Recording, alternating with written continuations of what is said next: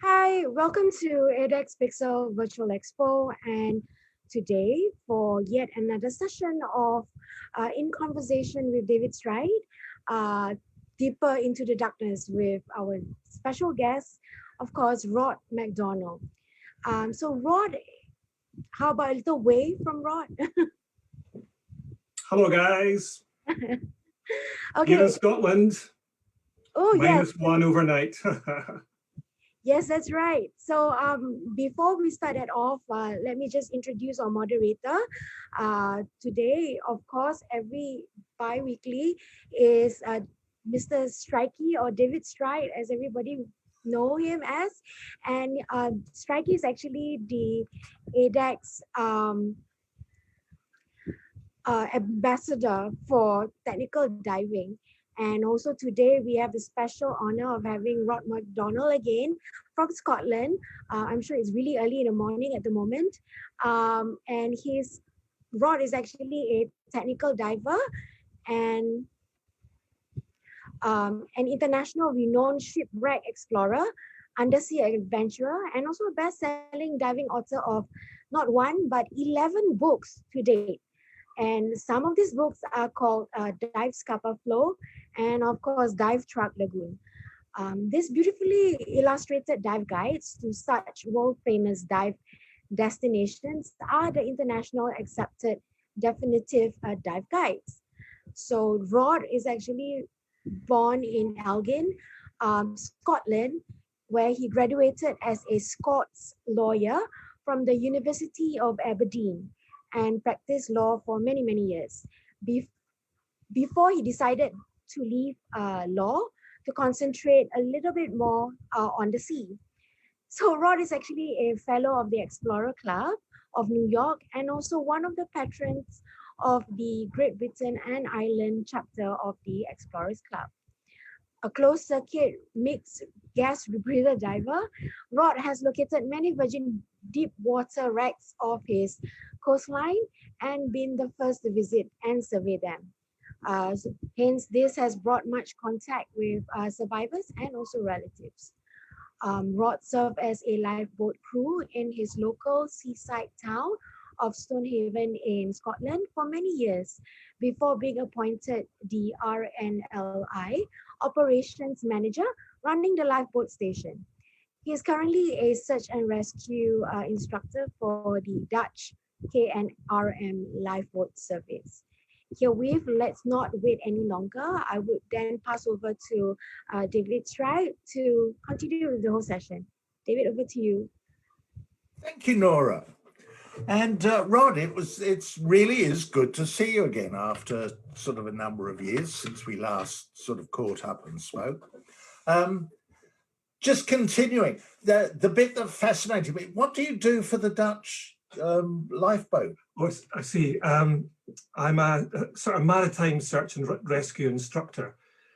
So the Dutch lifeboat service, they don't have their own training facility in Holland the same way that RNLI have got a training facility down in England. So basically they use my town of Stonehaven, where there's a wonderful setup with a company called Survitec, and they have a lifeboat training academy there.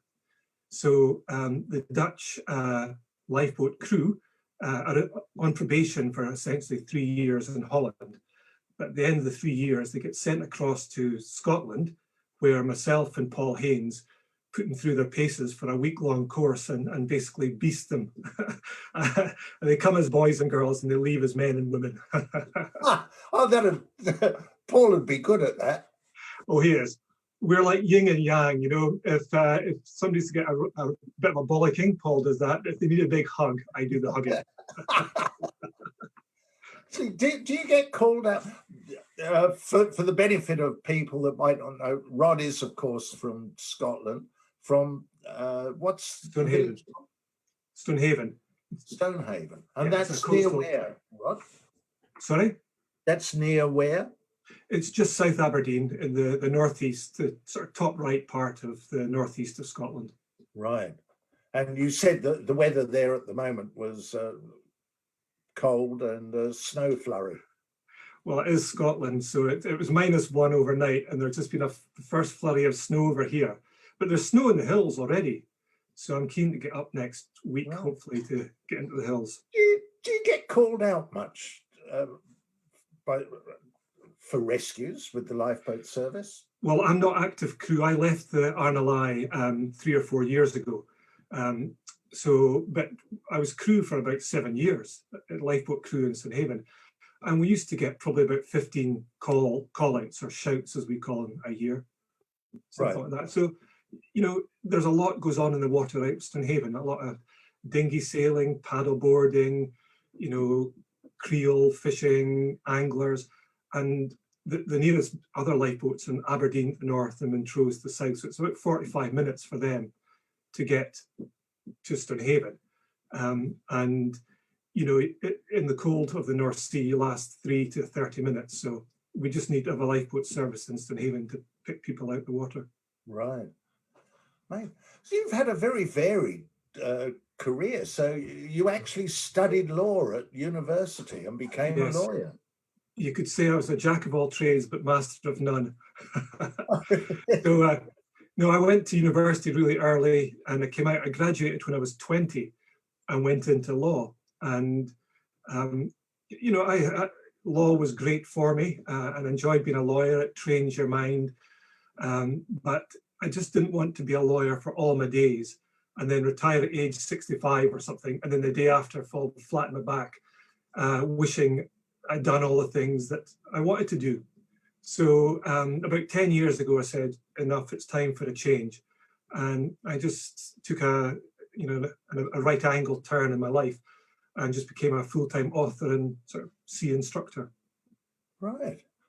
That's and you took up diving while you were still practicing law. Yes, yeah, just in my first year. I took up diving when I was 20 or 21, something like that. And it just, I think I'd been on holiday to Florida, and you know, I'd gone snorkeling with the barracudas and saw some sharks, but snorkeling you're always in the top. And I saw divers right down there, part of the action. I thought, oh, I want to do that. And when I came back from Florida, I just signed up for the local Scottish Sabbatical Club in Peterhead, and here I am all these years later. That's you must have been absolutely dedicated to throw your body in the cold North Sea. Well, remember, it was a long time ago, and it was in the days before dry suits had really entered UK diving. So real men still dived in wetsuits then. So my first 2 years of diving were in a 7mm wetsuit, which was badly fitting. And I had to put 2 T-shirts underneath my long johns to stop the water flushing continuously throughout. And then when you go to places like Scapa Flow and you dive to 35 meters, the 7mm of your wetsuit is compressed. It's paper thin by the time you're at 35 meters. And it was extremely cold. And I remember one pivotal dive out in Scapa Flow when I surfaced. I came out the boat and it was the usual black, overcast, leaden skies, wind and a bit of rain. And I was trying to pour my coffee from a thermos flask. I couldn't do it. And then I tried to drink my coffee. And of course, my lips were so numb that I burnt my lips. And I thought, no, I'm going to try these newfangled dry bags. And of course, it was the right way to go. And here we are.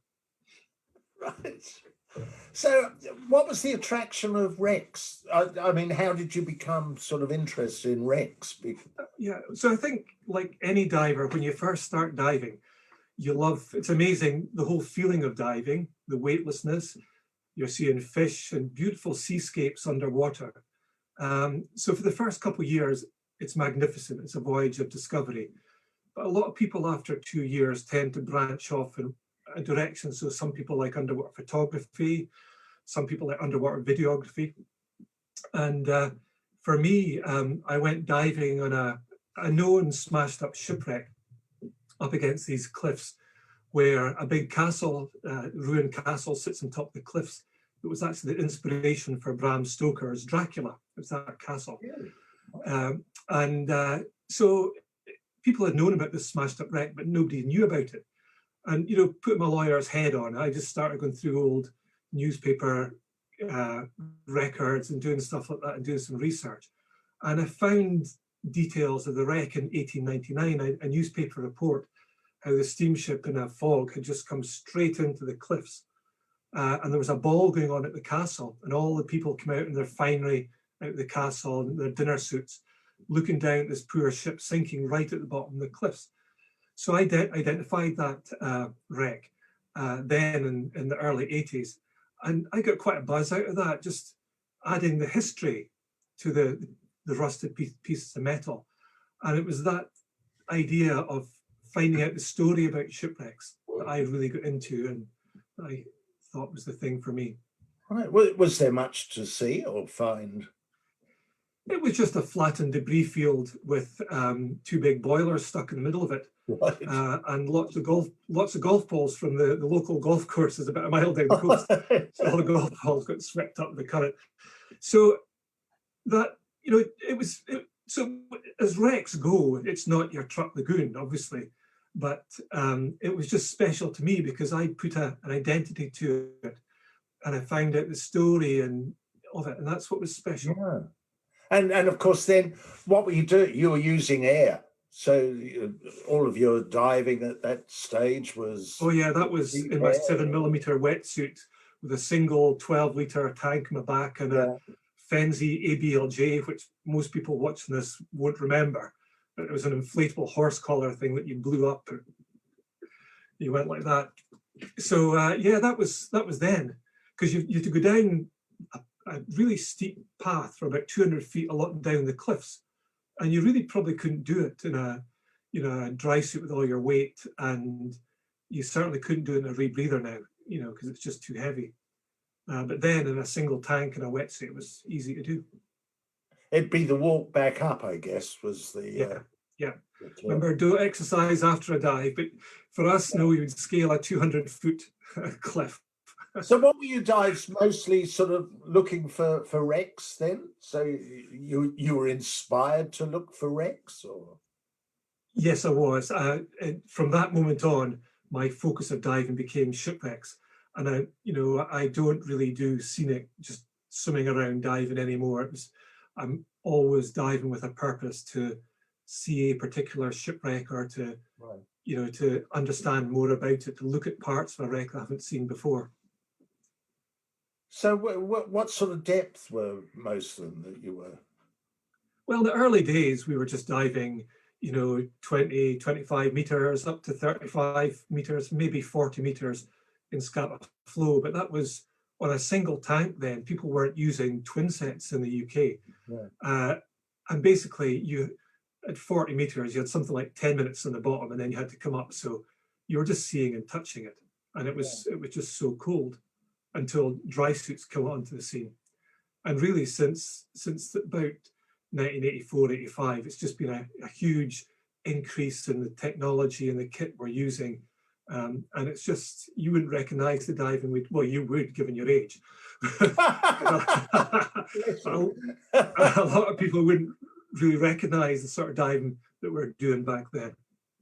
Yeah. And you had a few sort of exciting moments diving on air, I believe. Well, so in the sort of late 80s, we all started, it was the genesis, I really think, of technical diving, because we started getting, using twin sets, and we started using deco reels, because we accepted we were going to go, into deco and have a reel, and we would drift with a current under a DSMB. So, so as the technology improved, we went deeper and deeper. And yeah, I mean, this was before Trimix, the sort of technical diving revolution, had started. And I call it the deep air era. But we were pushing up to the 50-meter depth for air. And then a lot of us are going beyond that on air. And in the early 90s, I was diving at 58, 60 meters on air in a current in 3-meter viz, pitch black. And I lost sight of the seabed, and being narcosed heavily, I actually thought I was having a buoyant ascent. I wasn't. I just, basically, I started doing an immediate ascent, and I cannot remember anything from 60 meters up to about 38 meters when the lights came back on. And I just stopped my ascent. And so that was the big fright that I got on air That would have been certainly a wake-up call, wouldn't Yeah, it? well, they say deep air kills, and Yeah. that was me, and I said, I'm never going to that depth in air again. I think that's the thing about narcosis, isn't it? Everyone sort of blithely sort of spouts off that it affects different people in different ways on different days at different depths, etc. But I guess when you've experienced it as you have there, it becomes reality. Yeah, no, it is. And, you can say I'm experienced, rough diver, I'm totally in control. But then when something happens, you're in this instant pit and things start to happen that you weren't expecting.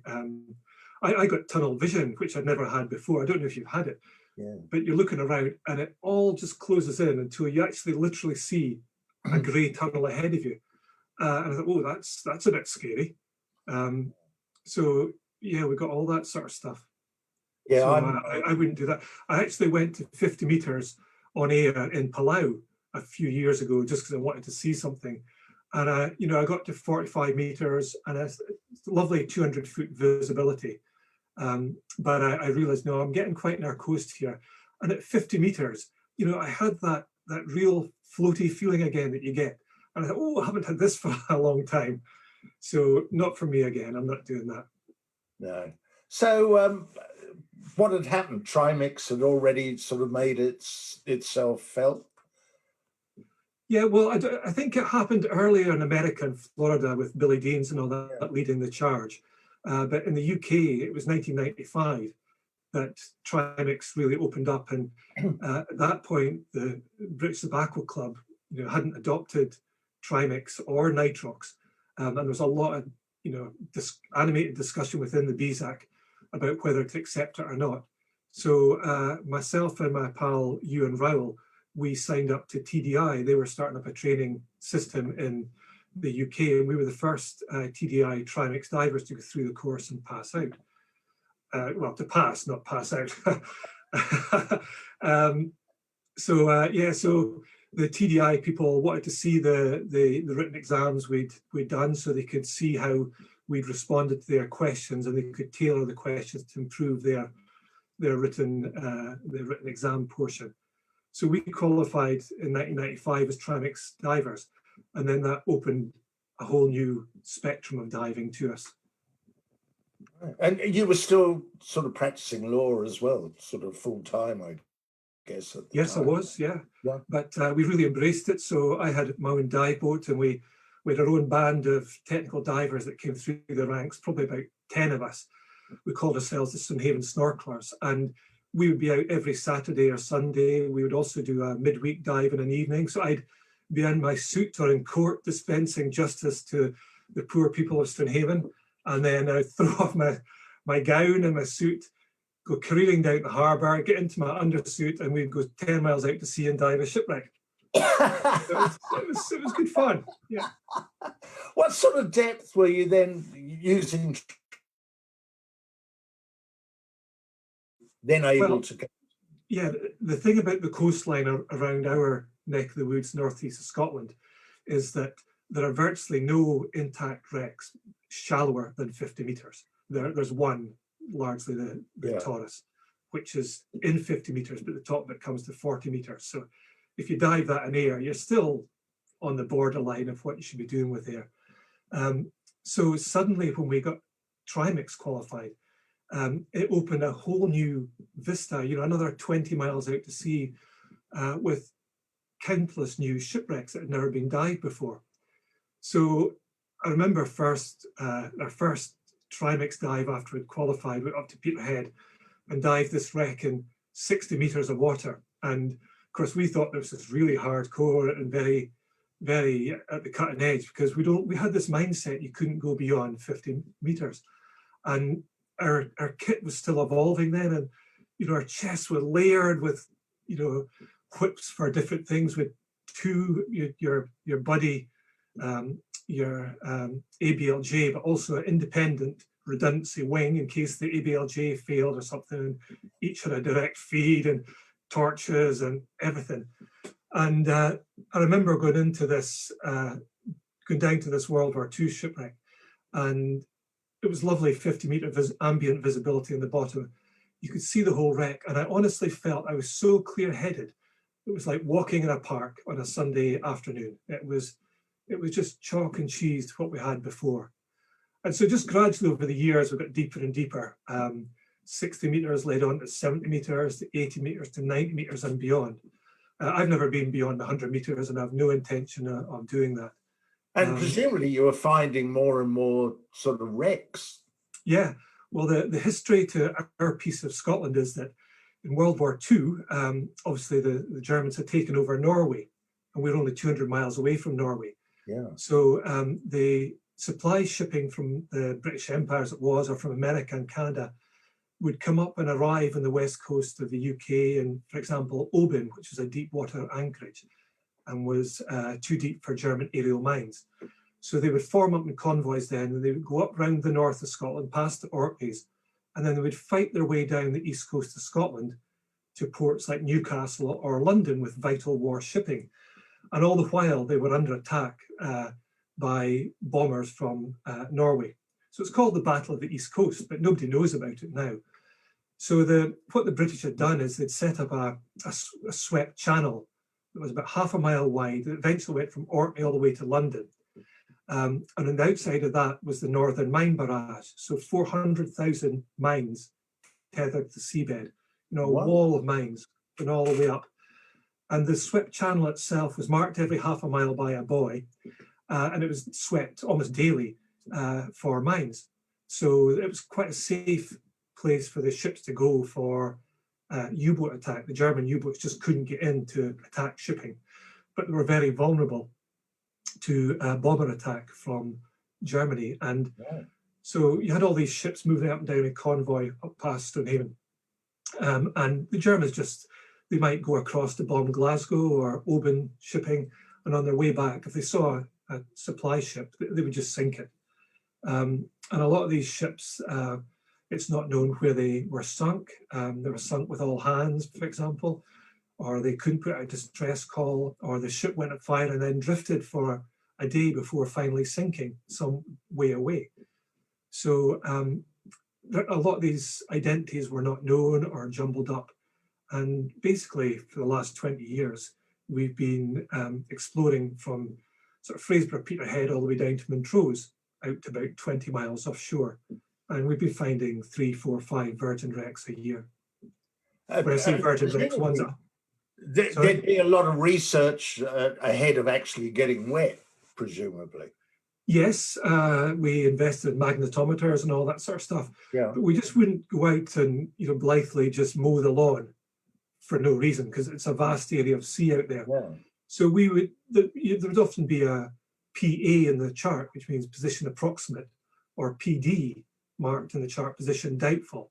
So usually there'd be something within a mile or two of a mark like that on the chart. But other wreck symbols in the charts would have a line above them or below them. So it'd be WK for wreck, and a line above or below, and that would mean it's been surveyed or been wire swept.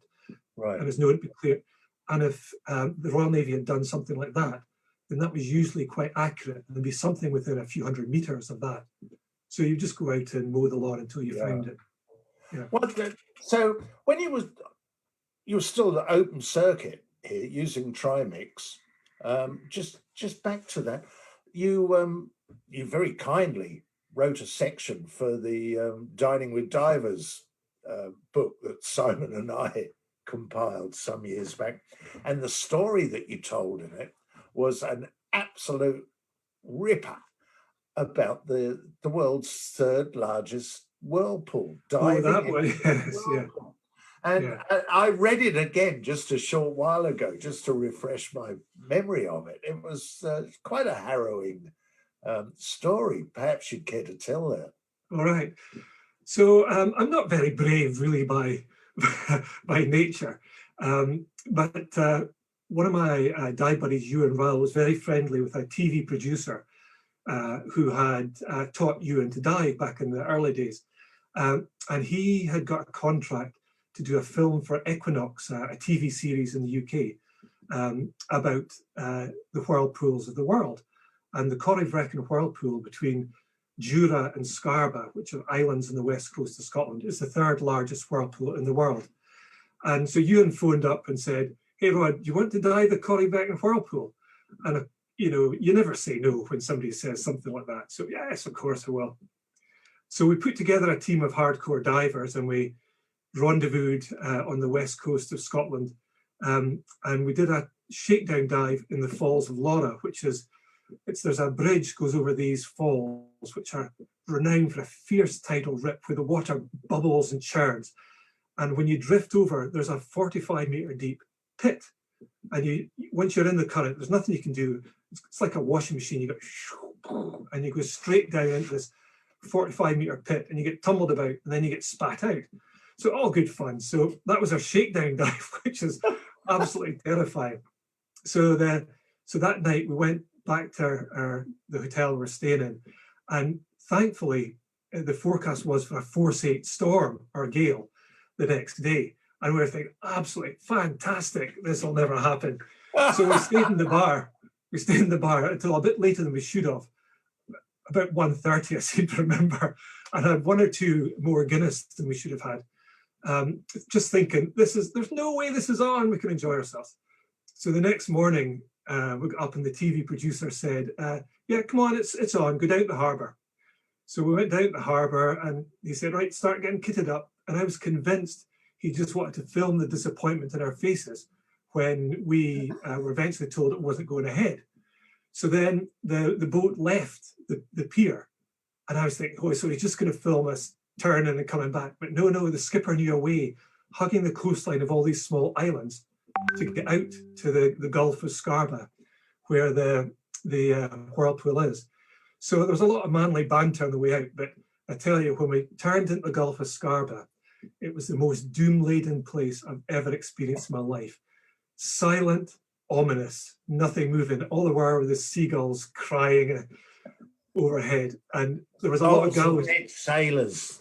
Yeah, there was a lot of gallows humour, and then but that all died out as soon as we got there. And the current produces this standing wave. So for the people that don't know about the whirlpool, it's a 200-meter deep channel between the two islands, and just to one side there's this granite pinnacle that rises up to 40 meters under the seabed. So it's granite, so you've got the whole might of the Atlantic current coming between the two islands. It pushes up over the pinnacle and then falls down the other side. And that pushing up causes a standing wave. And we saw the standing wave, holy Toledo, we're in big trouble now. But the skipper was very cool. He said, look guys, this is going to settle down. You're going to have 10 minutes of slack water. I'm going to put you in about 100 meters up current of the buoy, which was on two great big railway girders. And you drift down at 3 knots, grab hold of the line, and then you'll have to fight your way down, but you'll get slack water on the top of the pinnacle for 10 minutes. But when you see the small crabs lock themselves in between the stones and the nooks and crannies like that, it's time to leave. So we dived down, and when we got to the pinnacle right enough, it was lovely. Swam around, went down over the site at 50 meters, ranged about, then came back up, and just on cue, all life just disappeared from the pinnacle, and all the little crabs went and did that. It was amazing, because they know they just get taken, 200 meters down to the bottom of the pinnacle if they don't do that. So the current, it was that somebody threw a big switch, so the current was going one way, and then it kind of just, you could feel it turning and then starting to run the other way. And so myself and Dave Haddon, who I was diving with, we swam to the edge of the pinnacle, and we just looked over down into the 200-meter chasm into the abyss. And then I was still open circuit, so I noticed my bubbles from my exhaust breathing out stopped, and they just were hanging around beside me, which was really disconcerting. And then they all start, and you just felt yourself being sucked over the side.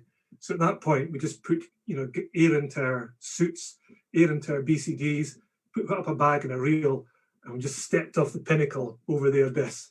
And it was funny, I always describe it like being 1,000 invisible hands just sucking at you, trying to pull you down. But then after 5 minutes, we were out to the whirlpool, and it was just a normal free hanging deco.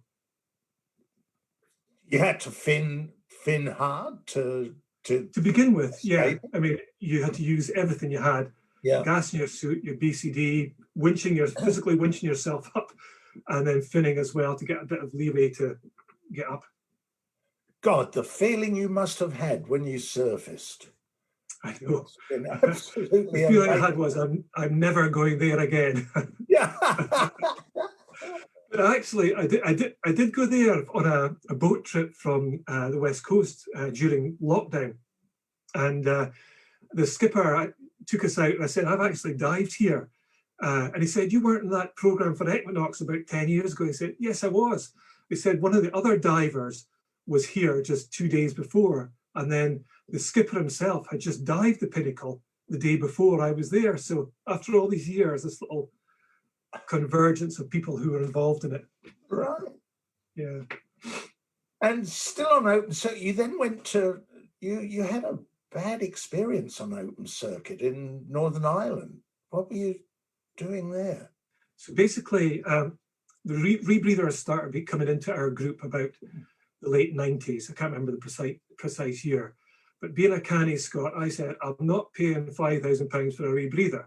I'll just stick open circuit. So in about 2003, we went to Malin Head, which is fabulous. It's a technical diving wonderland. You've got 50, 100 meter ambient visibility. You've got all these amazing war wrecks from World War II and World War I. And the depth and the clarity of water seduces you. So I think basically all my pals by this stage were on rebreathers, and I was the one guy left in open circuit. And we were diving every day 70 meters. And the penultimate day, I dived twice to 75 meters open circuit in the same day, which wasn't smart, I know, but I'd been doing it for 8 years, and you know, touch wood, everything had gone fine. And I was always told thin guys don't bend. So I was going in that principle. So, and the last dive of the trip was on the Justicia, you know, White Star liner in 70 meters with a perfect dive, just 20 minutes in the bottom, flawless ascent. Deco meter said, everything's fine, get out the water now. Said, no, we'll do an extra 10 minutes of deco. It's the last dive, we don't want anything to happen. But within an hour of surfacing, half an hour to an hour, I felt a pain in one of my knees. And then it started to spread over my kneecap. Then the other kneecap started to get pain. And then I got pain in one elbow, and then a pain in the other elbow. And I started to get a bit fuzzy headed.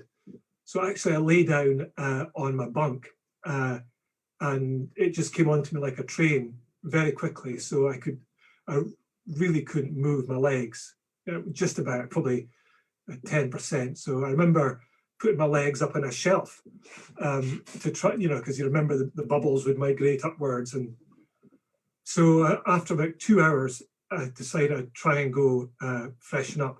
And I tried to get off my bunk. It took 10 minutes to get off my bunk and tried to walk to the head. I got to the head and I was really unsteady on my feet, and I went back and lay down. So one of my buddies came along and said, are you okay, Rod? I said, no, I'm far from okay. And so what we did was we got he took his rebreather and he set it as an auction rebreather. I just went on to pure O2 and got much, much better just by doing that, you know, pretty quickly. But I still ended up in the recompression chamber when I got back to, Scotland a few days later, because I wasn't right. My balance was still a bit off. Right. Oh, so you got treatment in Scotland rather than Ireland? Yeah. Well, I thought it was the last dive of the day. So I thought as I stepped off the boat, I thought I was okay, largely. And I got driven up the road. I wasn't driving. But I went into work as a lawyer the next morning, and I was sitting there at my desk, grumbling at clients. And I thought, no, I'm not right. I'm still not right. So I phoned the hyperbaric unit in Aberdeen, who I knew, and who were, you know, cutting edge knowledge. Right. And I talked to a consultant there, and he said, I told him my symptoms. He said, what have you been diving? I said, well, 70, 75 meters every day for a week, a couple of 75 meter dives in one day. And he said, oh, you better come in. And I said, well, I'll just jump in my car and come through, we can have a chat. He said, no, you've still got a neurological abnormality. You can't drive. You could lose control at any point. Oh, that was quite a wake-up call. So I got driven through, and eventually they gave me a whole range of tests, but the test that got me was, they made me stand with my hands out like that, and then close my eyes and go up in one leg, and I actually fell over. So my balance was still shot.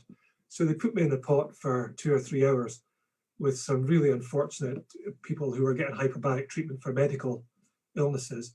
And when I came out 3 hours later, they did the same test like that, and I could stand and count to 20. So Right. even 3 days after the bend, getting treated made a huge difference to me. Because they of course would be servicing the offshore industry, Yeah, the that's oil, right. Aberdeen. Mhm. What just back to the wreck itself, the Justitia. What was it? That's huge, isn't it? Yeah, it was. The Justitia is a White Star liner, even though she's got the name of a Cunard ship, because all the Cunard ships end in IA, like Right. Lusitania. That White Star liners end in ick, like Titanic, Britannic, are all White Star. But so the Justitia was Cunard, but the British government had requisitioned it, but they needed a crew, and the Britannic had just been sunk, in the Med. So her whole crew were available. So the crew of the Britannic were basically, were put on the Justitia, and even though she was a Cunard ship, she was allocated the White Star. So that's why she's a White Star liner. So she's basically, think, the Titanic, and that's the sort of ship she is. I can't remember how many boilers she had, something like 16 or more, but each boiler is the size of a small house. Right. It's a vast ship. I've seen some of Barry McGill's sort of images taken of the thing. I mean, it's just bloody huge. Yeah, the iconic shot is the bow of the Justitia, because it's like the Titanic. And if you've got a diver hanging beside that in a shot, like Barry McGill's extremely good with his photography. He's got some amazing shots of that. You so after that experience, did that encourage you to go to rebreathers? Yes, it did. For 6 weeks, I wasn't sure if I would continue diving or not. Yeah. Because I had such a fright with such a bad bend. But I was back playing football and golf and all that sort of stuff, and I knew I was okay. And I just decided, so I'm going to start, but I'm just going to take it easy, and I'll never tweak the dragon's tail again. Within a year or two, I'd got trained up for rebreather diving, which is much more beneficial to your body for the sort of deeper technical diving I'm doing. Yeah. And now I couldn't consider being an open circuit trimix diver again, particularly because of the cost of helium. And you're still using the same rebreather, but different. Yes, I am. It's a AP Vision Inspiration, and it's like your favorite broom, where I've renewed my bladders, everything was renewed, but it's still the same rebreather I had in 2005, Oh, that would have been lovely. So back to the writing side, and obviously you're discovering and visiting all of these wrecks. What prompted you to start writing about them? Well, as I said, I didn't want to be a lawyer for all my days. Yeah. So I was trying to think how I could do something different.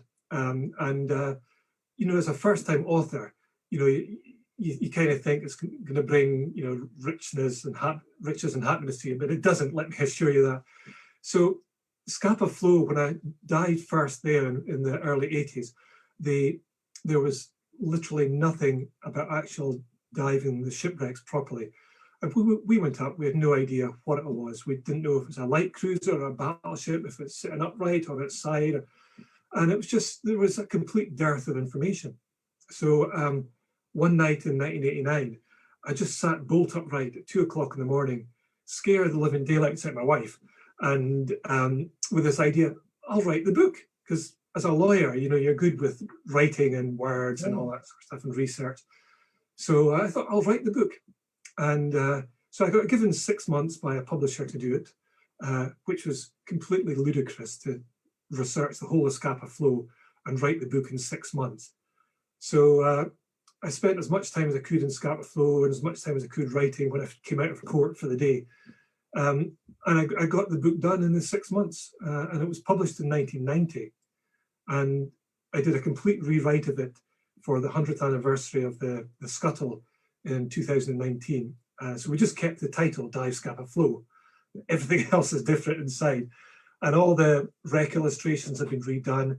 I've been dealing with a fantastic guy, Professor Chris Rowland at Dundee University. He's the head of the sort of School of Art there, and he's a specialist in 3D work and photogrammetry and stuff like that.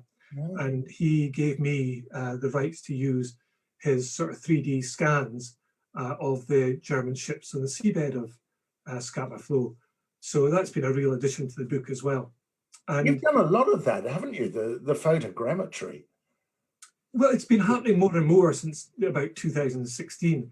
When we went out and surveyed the wreck of HMS Hampshire off Northwest Orkney, that was the first time that photogrammetry had really been used or attempted on a deep water shipwreck.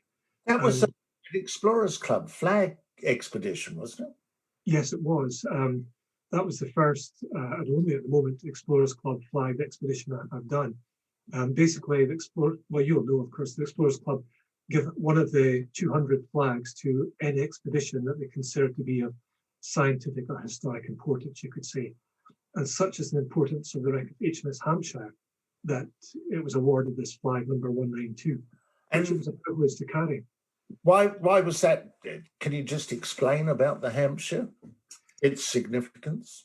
Well, the Hampshire is famous. It was an armoured cruiser, but it's famous because it was carrying Lord Kitchener and his staff and the Minister of Munitions and their staff from Scapa Flow up round the Norway, the North Cape, to the White Sea for a high-level secret diplomatic mission to meet the Russian ministers to discuss war efforts and war aims.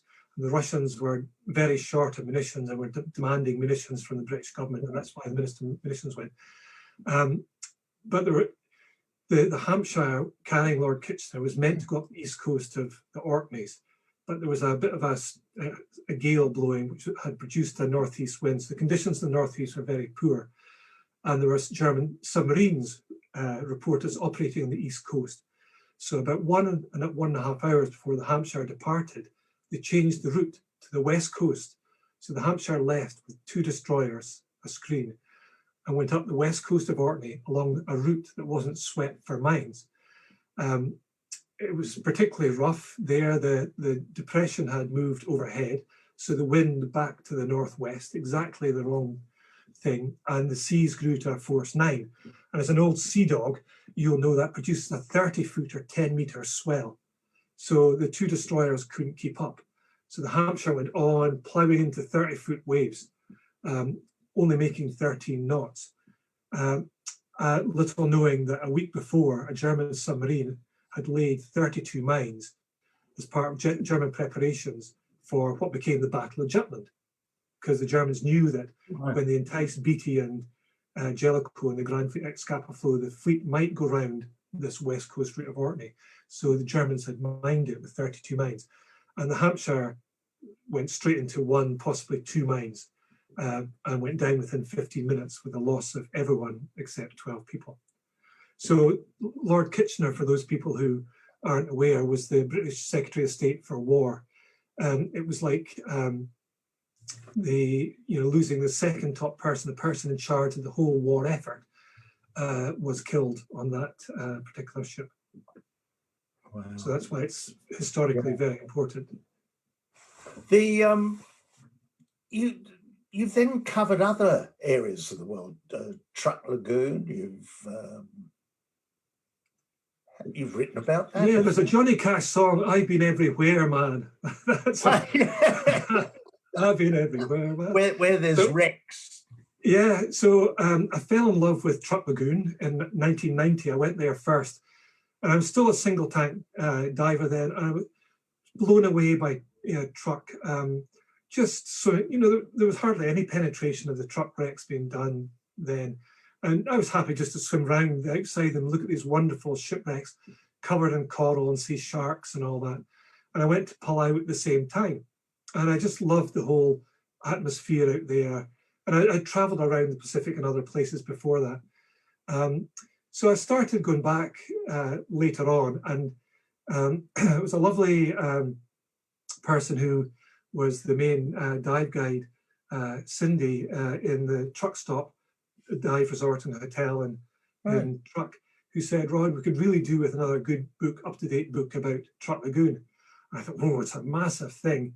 But sitting on the plane going 36 hours back from Truck via Guam and Singapore, London, not to Aberdeen, I thought, oh, I maybe could do that. So I kind of started on the plane going back. I thought, yeah, I'm going to do this. So that was the first of, doing it. So it took a while. And there was 40 main shipwrecks I had to cover. Yeah. But that first edition came out about 2015. So I'm actually hard at work. I've illustrated 21 of the wrecks, but of course, a number of the wrecks have collapsed since you no sooner illustrate a wreck than it falls apart. Yeah. So I've had to re-illustrate a few of those wrecks and make corrections to others. And I'm getting another 3 or 4 wrecks illustrated, which weren't in the first edition. So I'm hard at work on that just now. It's great fun. And your other book, the one that I find particularly appealing, was the Force Z, the shipwrecks of. Yeah, well, we launched that, of course, at OzTech in 2013. I remember this lovely gentleman, grey-haired gentleman in the audience, eyes blazing with interest while I was giving my talk. And he came up to me afterwards. He was retired RAN Rear Admiral, and he'd been a midshipman on Repulse when it was sunk. And he was fascinated to hear about it, So yeah, of course, since that book came out, there's been terrible illegal salvage work. I was going to say that would be absolutely awful, wouldn't it? Oh, I find it personally disgusting. Yeah, what's happened, and I've seen footage. I haven't been back since, but I've seen footage, and it's hard to believe how much damage they've done to these wrecks. Yeah. And it's not just the Repulse, the Prince of Wales. There's the Perth, the Exeter, all of these other ships, all the way through the region where the pirates have just pillaged. No, I know. I saw there was an expedition to go and dive some of the shipwrecks in the Java Sea, the Dutch ones, the De Ruyter, yes. And then when they actually went, some of the ships were completely gone, been lifted. Yeah, there was just the depression in the seabed. Yeah.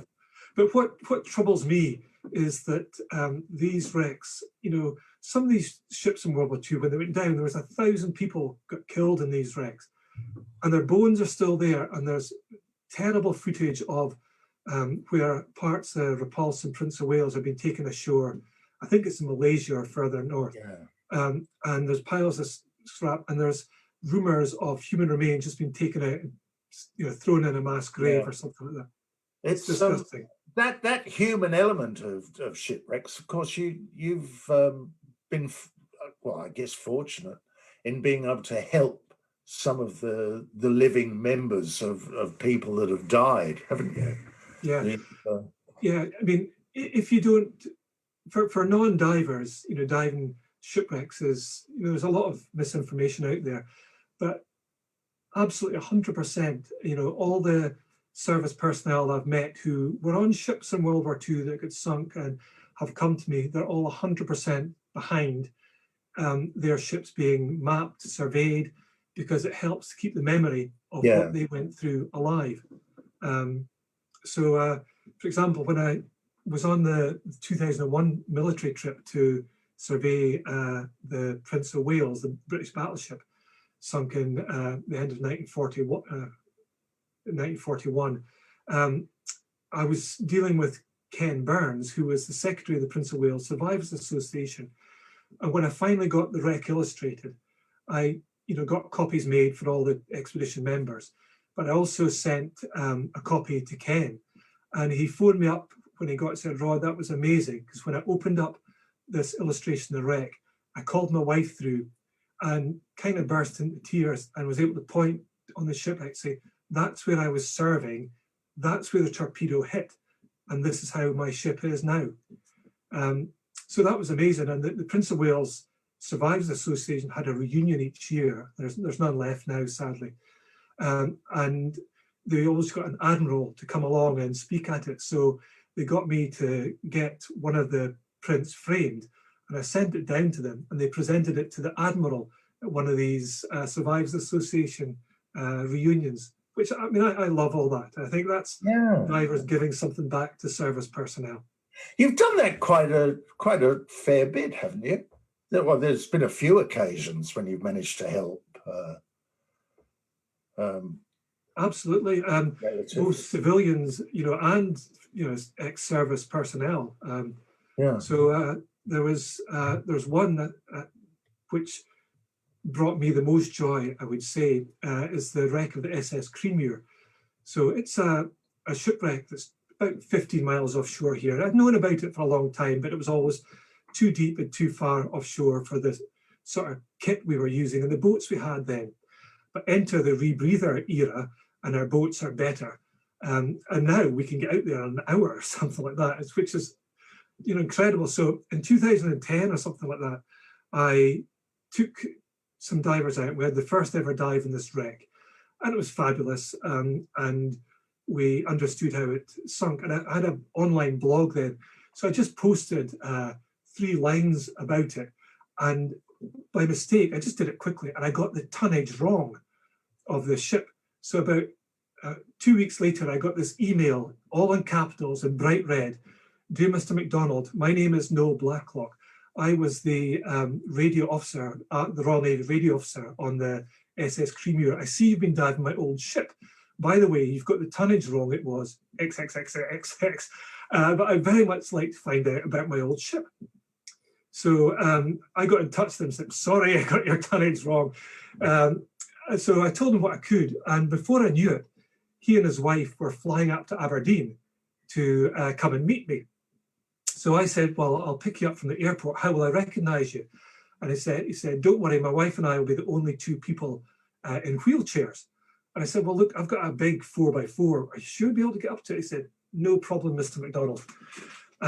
So anyway, the BA flight from London arrived, and here's 2 elderly people, about early 90s, being pushed by the BA staff in wheelchairs.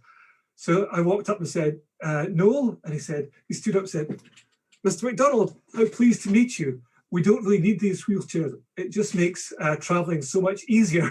And you saw the BA staff. That's the old Royal Navy. You know what it's like.